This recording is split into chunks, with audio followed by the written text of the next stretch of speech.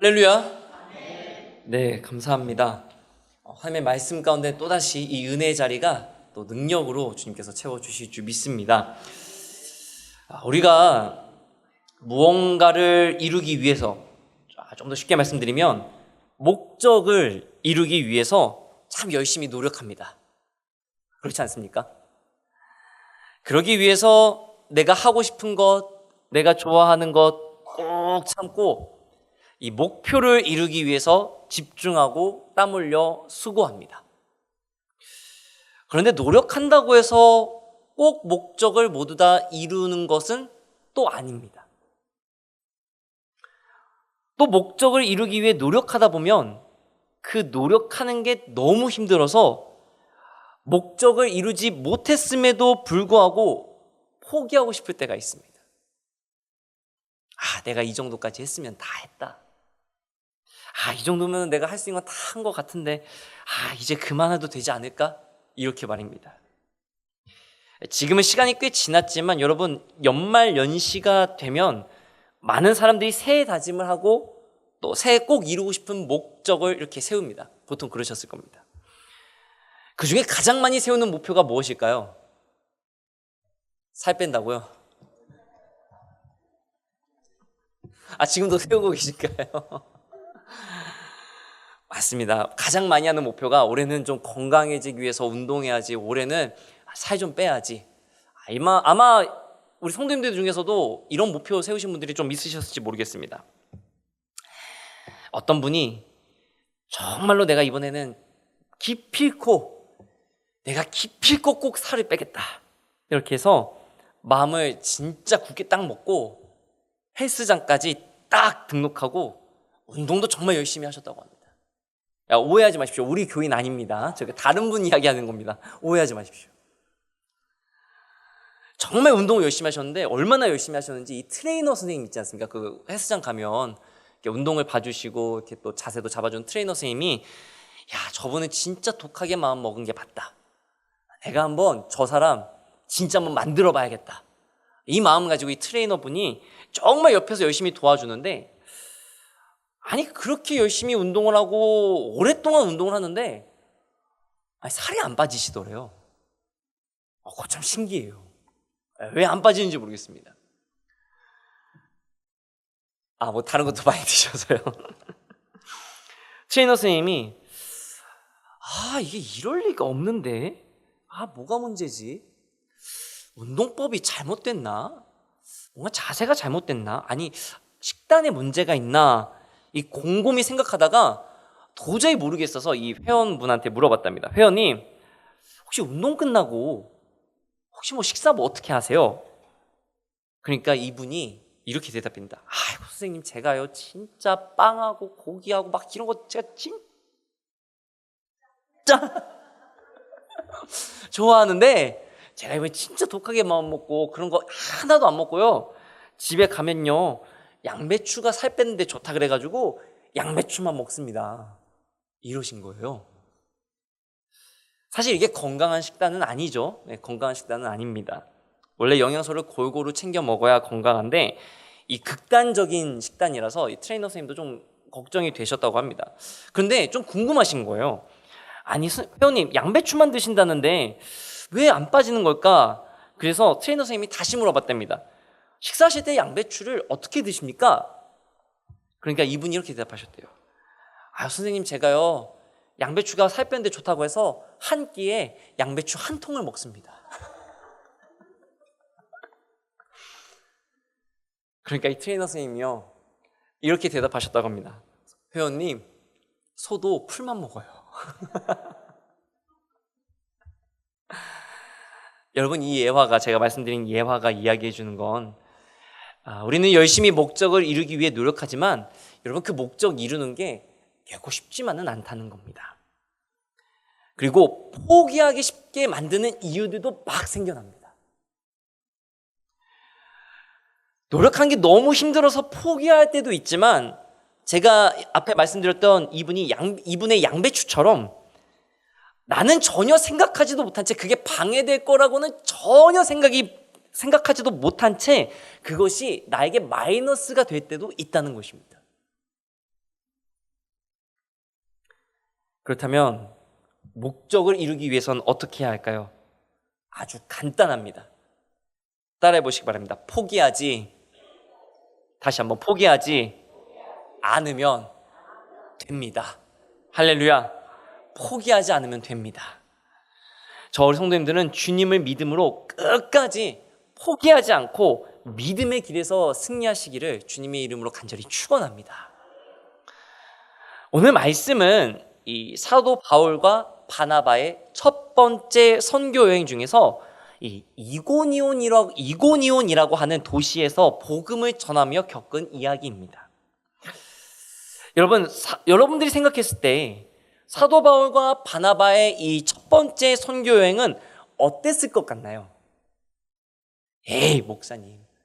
그래도 사도 바울과 바나바가 그렇게 성령 충만한 분들이 복음을 전하면 예수님을 믿는 사람들도 막 생겨나고 막 이적도 일어나고 막 손바닥에서 불도 나가고 어려운 것 없이 복음 잘 전했겠죠.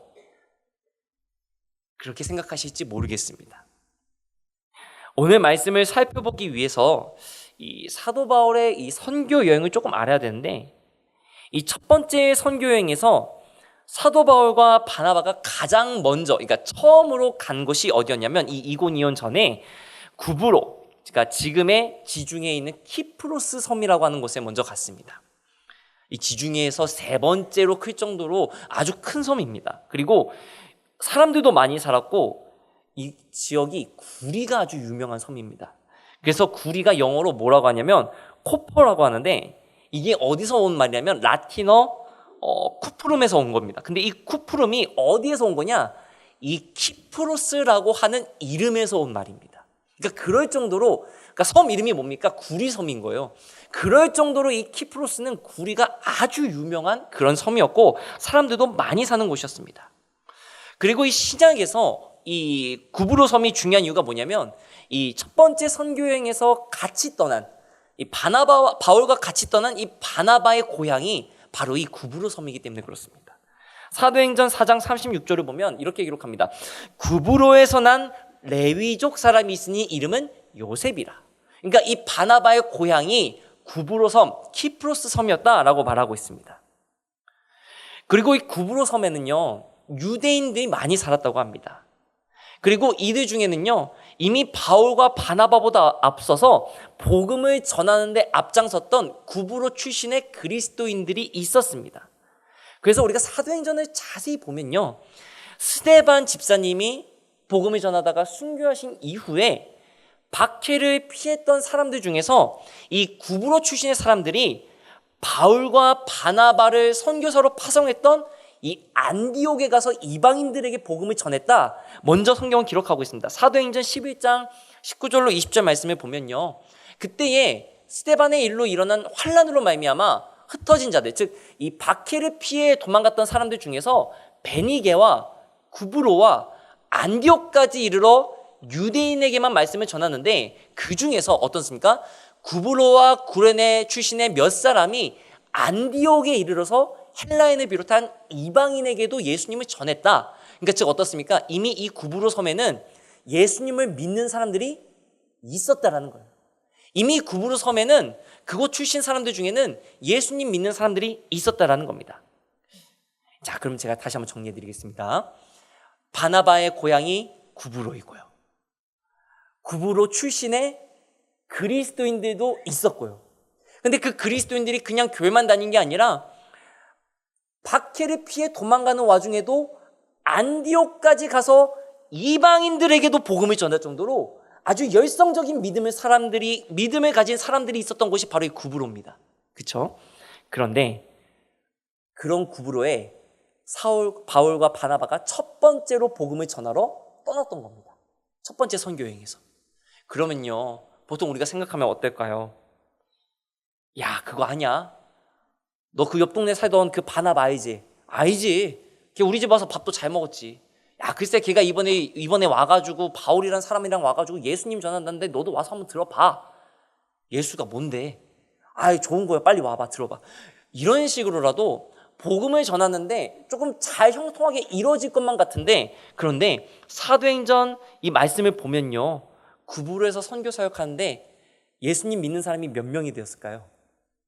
몇 명 있었을 것 같습니까? 그래도 1,000명? 1,000명 좀 많은 거 같으니까 한 500명? 놀라지 마십시오. 한 명이었습니다. 바울과 바나바가, 그것도 바나바 고향에서 복음을 전했는데, 예수님 믿는 사람, 예수님을 새로 믿는 사람이 몇 명이라고요? 한 명. 한 명.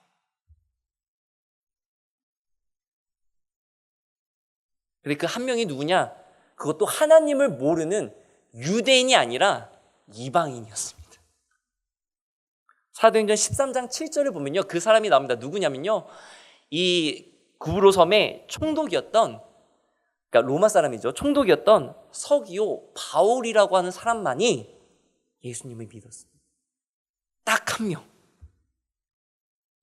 우리가 생각했던 바울과 바나바가 복음 전하면 막 손바닥에서 불도 나가고 막 역사가 일어나가지고 한 수천 명은 믿어야 될 것 같은데 어떻습니까? 딱 한 명. 그럴 정도로 바울과 바나바의 선교 사역은요, 그리 순탄하지만은 않았다는 겁니다. 우리가 생각하는 것처럼 막 역사가 뜨겁게 일어나니까 막 수많은 사람들이 믿어야지, 아니요, 그러지 않았다라는 겁니다. 이제 그 구브로를 떠나서 좀 더 내륙, 이제 터키 지방이죠, 좀 더 내륙으로 들어와 똑같은 안디옥이지만 이 소아시아 내륙에 위치한 비시디아 안디옥에서 복음을 전할 때는요, 놀랍게도요, 두 안식일, 즉 2주에 걸쳐서 복음을 전하고 많은 사람들이 이제 복음을 믿고 예수님을 따르기 시작했습니다. 그 모습을 사도행전 13장 43절에선 이렇게 기록합니다. 회당의 모임이 끝난 후에 유대인과 유대교에 입교한 경건한 사람들이 많이 바울과 바나바를 따르니. 와, 이제 여기서는요, 이제 유대인들이 이제 하나님 이게 복음을 전하니까 많은 사람들이 와서 바울과 바나바를 통해서 예수님을 믿었다는 겁니다. 그래서 어떤 요청을 하냐면, 그 다음 44절을 보여주시면, 그 다음 안식일에는 온 시민이 거의 다 하나님의 말씀을 듣고자 하여 모였다. 할렐루야. 비시디아 안디옥에서는요, 이제 정반대로 수많은 사람들, 표현으로는 거의 다 온 시민이 거의 다 이 회당에 모여가지고 바울과 바나바가 전하는 복음을 듣기 위해 모였다. 그런 놀라운 역사가 일어났다는 것입니다. 이 비시디아 안디옥에서는요, 처음에 갔었던 그 구브로 섬하고는 달리 그야말로 선교 잘 된다, 복음 우리가 성공적으로 전했다, 이렇게 보입니다. 그런데 여러분 혹시 아십니까? 은혜가 많은 곳에 뭐가 많죠? 은혜가 많은 곳에 공격도 많아요. 사탄의 공격도 참 많습니다. 너무나도 잘 아시는군요. 그 다음 13장 45절 말씀 보면요, 유대인들이 그 무리를 보고 시기가 가득하여 바울이 말한 것을 반박하고 비방했다. 그러니까 여기서 유대인들은 예수님을 믿은 유대인들이 아니라, 아마도 학자들은 이 유대교 회당에서 사람들을 이끌었던, 그러니까 어느 정도의 지도자격이 되는 유대인들이었을 것이다 라고 얘기합니다. 어느 정도 유대교에 대해서 잘 알고 율법에 대해서도 어느 정도 잘 알고 사람들을 이끌 만한 그런 사람들 중에서 바울과 바나바가 예수님을 전하고 사람들이 많이 그거 따르는 것을 보니까 시기와 질투가 일어나가지고 저거 다 가짜야, 거짓말이야, 저거 믿으면 안 되라고 복음을 전하는데 방해했다라는 것입니다. 그뿐 아니라요, 이제는요, 이 바울과 바나바가 복음을 전하는 걸 더 이상 복음을 전하지 못하도록 하기 위해서요, 13장 50절을 보면 이 유대인들이 어떻게 합니까? 이 유대인들이 경건한 귀부인과 그 신의 유력자들을 선동하여 바울과 바나바를 박해하게 하여 그 지역에서 쫓아냈다라고 합니다. 비시디아 안디옥에 사는 유력자들, 그리고 유대교를 개종했던 고위층의 귀부인들을 선동해서 바울과 바나바를 박해하고 쫓아냈다, 지금 말씀을 기록하고 있는데, 여기서 박해했다라고 하는 말은요, 단순히 괴롭혔다라는 말이 아니에요. 어느 정도까지 말하는 거냐면 신체적으로 폭력을 행사한다는 것까지 포함이 되는 거예요. 그러니까 바울과 바나바가 복음을 전하지 못하도록 괴롭히는 것뿐만이 아니라 심지어 억울하게 맞아가면서까지, 때리면서까지 이 바울과 바나바를 괴롭혔다라는 겁니다. 그러니까 우리가 생각했을 때 이 비시디의 안디옥에서는요, 바울과 바나바가 수많은 사람들이 예수님을 믿게끔 복음을 전하는 놀라운 역사가 일어났지만, 반대로 어떻습니까? 자신들은요, 억울하게 잘못한 것도 없는데 유대인들 때문에, 유대교를 이끄는 그 지도자들 때문에 어떻습니까? 매를 맞아가면서까지 억울한 일을 당했다는 것입니다. 그리고 쫓겨났다라는 것입니다. 어떻습니까? 사도 바울의 이 첫 번째 선교여행의 모습, 여러분 순탄하게 보이시나요? 다 잘 이루어지고 있는 것처럼 보이시나요? 절대 그렇지 않습니다.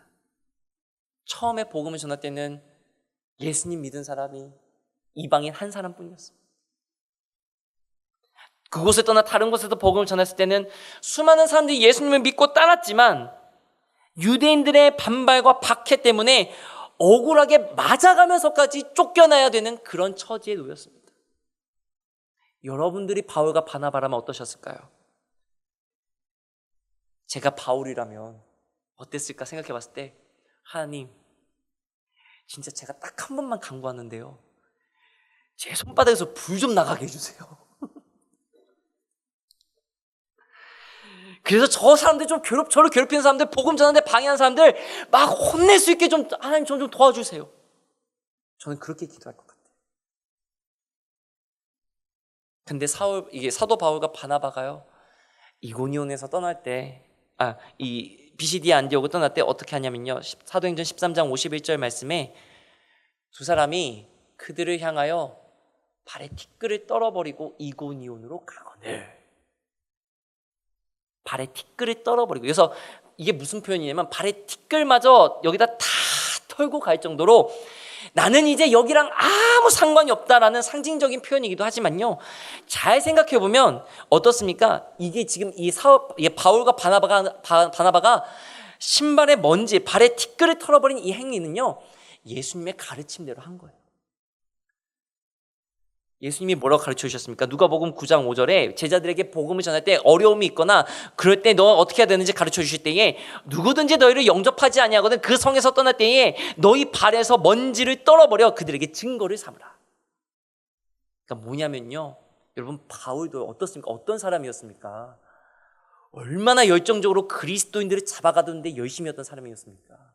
공문까지 달라고 해가지고 수백 킬로 떨어진 다메섹에 가서 내가 그리스도인 잡아오겠다라고 앞장서서 갔던 사람이 바울입니다. 그렇게 열정적인 바울이 이런 억울한 일을 당했을 때 그 안에서 어떻게 분노의 마음 없었겠습니까? 화나지 않았겠습니까? 그런 마음 왜 없었겠습니까? 그런데 그거 꾹 참고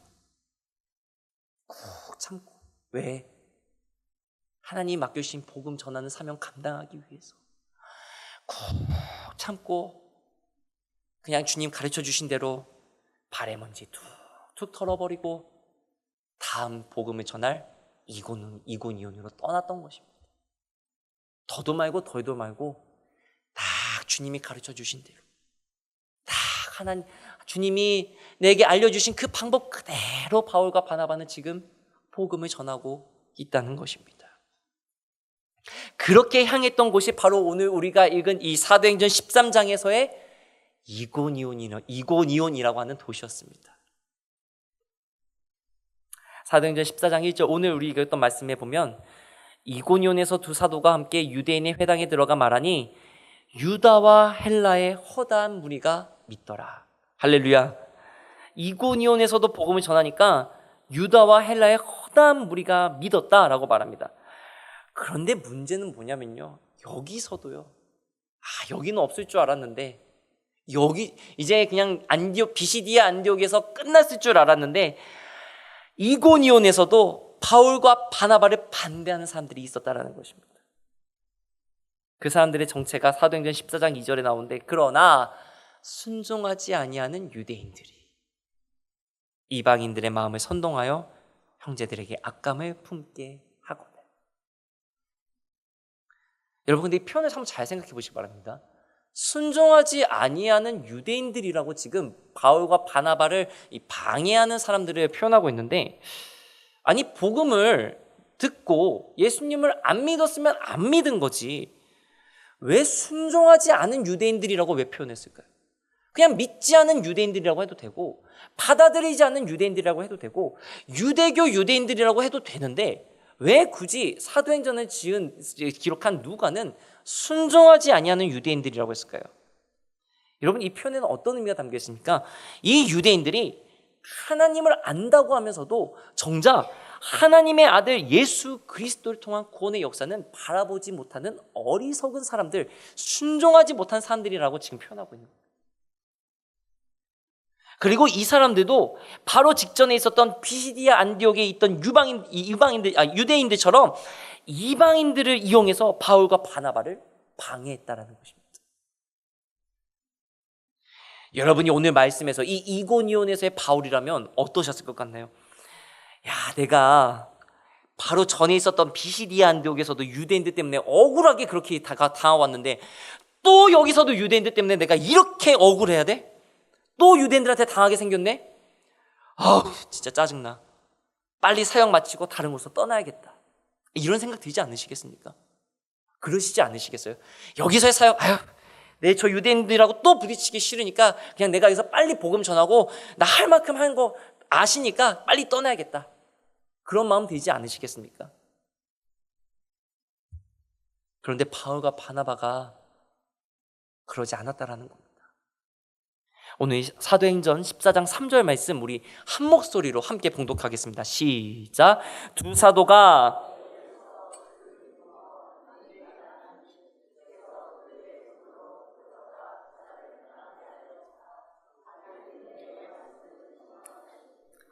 할렐루야.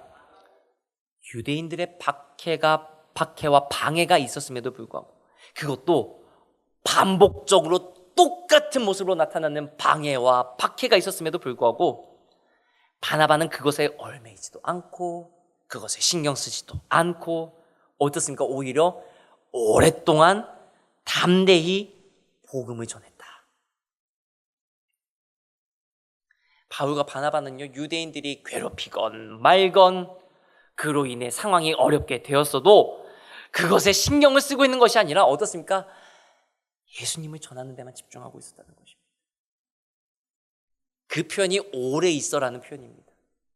오래 있고 싶지 않을 사람의 감정이라면 오래 있고 싶지도 않은 그곳에서 바울과 바나바는 어떻습니까? 꾹 참고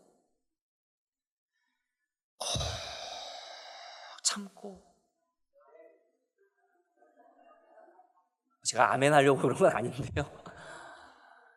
꾹 참고 자신의 화도 누르고 억울함도 누르고 힘든 것도 누르고 그저 복음을 전하기 위해서 이고니온 단 한 명이라도 더 복음을 전하기 위해서 전하는 것뿐만이 아니라 오래 있었던 이유가 무엇이냐면 이 이고니온에서 이제 예수님을 믿은 사람들이 정말로 예수님을 더 잘 알고 믿음 생활 이제 바울이 떠나고 나면 바울 없어도 믿음 생활 잘 할 수 있도록 정말로 예수님을 온전하게 전하기 위해서 열정과 땀과 눈물을 흘려가면서 지금 오래도록 복음을 전했다라는 것입니다. 그냥 단순히 오래 있었다라는 게 아니라 한 명을 세울지라도 단 한 명을 세울지라도 온전한 그리스도인을 세우기 위해서 이 이고니온 땅에 온전하게 믿음 생활할 수 있는 그리스도인을 세우기 위해서 사도 바울은 오랫동안 박해와 고난이 있어도 이고니온에서 복음을 전했다라는 것입니다. 즉 어떻습니까? 어려움 속에서도 바울은 포기하지 않고 끝까지 복음을 증거하고 있었다라는 것입니다. 그래서 이 14장 3절 말씀 뒷부분을 보면 어떻습니까? 주께서 그들의 손으로 표적과 기사를 행하게 하여 주사 자기 은혜의 말씀을 증언하시니 이렇게 열심히 헌신적으로 오직 예수 그리스도의 복음을 증거하는데 포기하지 않고 달려오는 이 바울과 바나바를 통해 어떻습니까? 주님께서 표적과 기사를 행하게 하셔서 바울이 전하는 은혜의 말씀이 거짓말이 아니라 진짜임을 어떻습니까? 주님이 직접 증명해 주셨다. 할렐루야. 소중한 교인교회 성도님 여러분, 믿음을 가지고 믿음 생활하다 보면 어려운 경우가 참 많습니다. 믿음을 지키기 위해서 어려운 것도 있고, 마음이 어려운 일도 있고, 억울한 일도 있습니다. 교회에 모이고 속회로 모이는 이유는 다른 것이 아닙니다. 우리가 믿음을 가지고 살아갈 때 겪는 그 어려움들이 있을 때 믿음을 포기하고 떠나는 것이 아니라 어려움을 함께하고 그 어려움을 놓고 같이 기도하고 그 기도 가운데 역사하시는 하나님의 은혜로 또 믿음을 가지고 구원의 소망을 이루기 위해서 우리는 이 시간 예배를 드리고 속회로 모이고 함께 기도하는 것인 줄 믿으시기 바랍니다. 소중한 교인교회 성도님 여러분, 믿음의 길 걸어가실 때 절대 포기하지 않으시기를 주님의 이름으로 간절히 축원합니다.